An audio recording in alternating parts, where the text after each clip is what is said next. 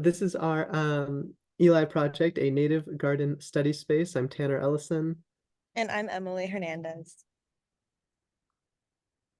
So first for our SMART goals, I thought it would be fun to track how our SMART goal has changed from the fall to the spring. So in fall, we wanted to begin the construction of one garden utilizing native plants on campus by June 2024 with the goal of improving community mental health. And our spring SMART goal is similar, but just with a little bit more complexities. So by June 2024, we will begin the construction of a native garden outside of Building 477 with the goal of improving community mental health and community relationships while nurturing one's relationship to the land and increasing knowledge of native plants. So first, why? Why are we doing this? I grew up with a green thumb for a grandfather, and it was ultimately him who really taught me how to appreciate and value and spend time amongst the greenery.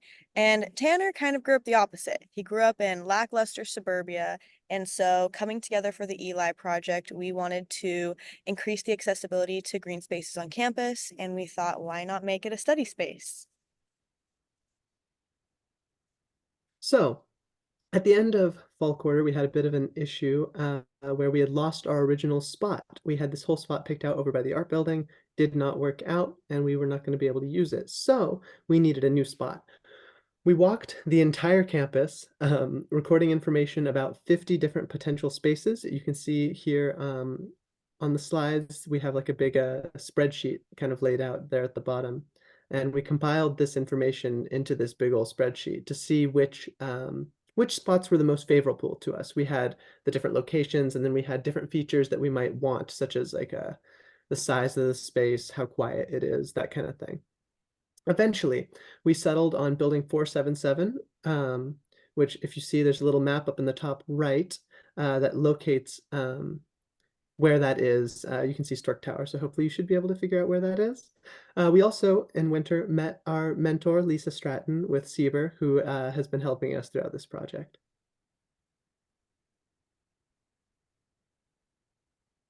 So then Lisa had this wonderful idea that since we had spent all this time making all this spreadsheet and getting compiling all this data, we should do something with it. So what we wound up doing was we'd contacted the people who make that big interactive campus map. You might have used it to find classes at some point or another. And we took some of those spots, not all of them. Some of them were not as quality as others, but the ones that we did include are now present on the map. And we made good use out of our all of our surveying.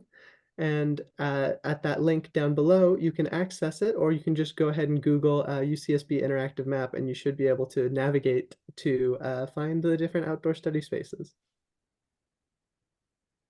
So after we conducted our survey and settled on Building 477, it was time to conduct a site walk. So we met with directors Sherry Hammond, Josh Romer, Matt O'Carroll, and Alex Ramos, and walked them through our plan of action and talked about the different nuances and implications of where the space is going to be. And Matt O'Carroll, Director of Grounds and Landscaping, so kindly donated to us irrigation as well as the labor for it. And once we had kind of all of these little intricacies figured out, we wrote up our pitch to the Open Space Committee and we gave it to them and they deliberated and we got our space approved, which was super, super fulfilling because it's been a long time coming looking for a space and now we have one and can begin the construction. And this is a little drawing that I made up to kind of help people situate themselves and where the garden would be. Okay, so we got our IRCA funding back in the winter of this year. Once we had that site walk that Emily mentioned, we realized that we were going to need a lot more money to finish this project. So we applied and received funding from the Green Initiative Fund as well as the Coastal Fund, both of which we have been approved for and now have over $7,000 in total to build our garden, which is very exciting. Also, you can see down at the bottom, we went to the IRCA colloquium and put up our little poster there so that people could see what we had been working on. And so when we were applying for funding, a lot of the funders were concerned about our maintenance and how we were going to sustain it over a long period of time. So we reached out to Health and Wellness and contacted Charlene O'Brien, and we've made a partnership with them in which maybe once or twice a year we'll all get a big group together and go weeding or go tend to the garden as sort of a mindful practice. And we also reached out to ASA, and they're going to be really great contributors when it comes to plant knowledge, how to foster that relationship to the land, how to tend to them, the different kinds of plants to use. And so we're really excited. We have some exciting partnerships to come. And they also suggested we use California poppy and yarrow. So now that we have this money and we've got all the permissions we need, we are going to start actually building and making purchases, which is really exciting. We've confirmed with UCSB Carpentry that the beds will take about a month to be ready after order. TGIF wanted to know that, so we sent that information on. We've now ordered the beds. They are coming. We've just bought the soil to fill these beds with some help from Sieber. We're also going to be buying all of our plants directly from Sieber, so they are native. Cool little thing.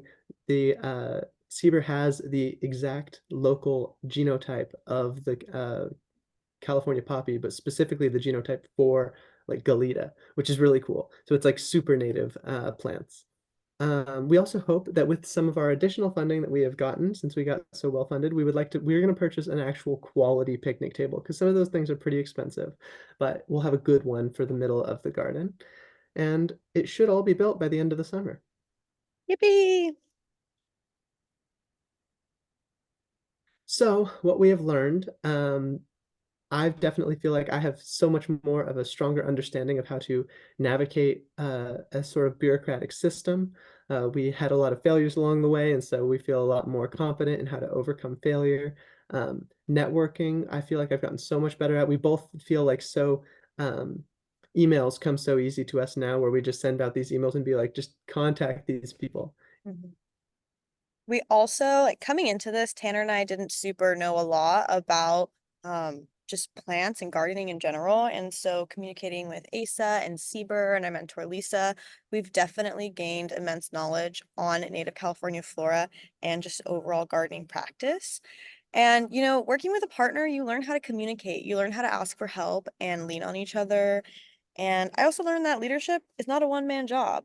You have your partner, you have your faculty, you have your professors, you have the other connections and networks that you've made along the way. And it's really important to lean on them and ask them for help when needed. So, yeah, learned a great deal from Eli. And then just last thing is that we want to say thank you to both Professor Pulver and Professor Zollett for this fantastic opportunity with Eli. I think this has probably been one of the most valuable learning experiences I have had here at UCSB so far. And I can attest to that. This class has taught me so much more than a lot of my other classes have taught me. And a lot of the stuff you have to learn on your own if you're not in Eli. But in this course, you have the amazing professors to hold your hand along the way. So thank you.